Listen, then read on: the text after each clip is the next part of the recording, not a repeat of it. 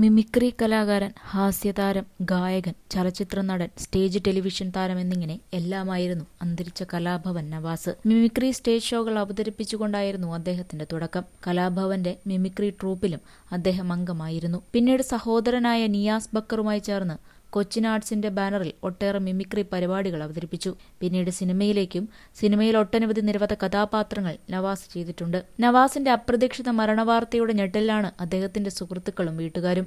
ഇപ്പോഴത്തെ ജീവിതത്തെപ്പറ്റി നവാസ് പറയുന്ന ഒരു വീഡിയോയാണ് ശ്രദ്ധ നേടുന്നത്.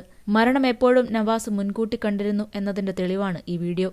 ആരോഗ്യത്തെപ്പറ്റി ശ്രദ്ധിച്ചിരുന്ന നവാസ് സുഹൃത്തുക്കളുടെ അടുത്തും ജീവിതത്തെപ്പറ്റി സംസാരിച്ചിട്ടുണ്ട്. ഇപ്പോൾ ഞാൻ വിചാരിച്ചിരിക്കുന്ന സ്ഥലത്ത് എത്തുന്നുണ്ട്.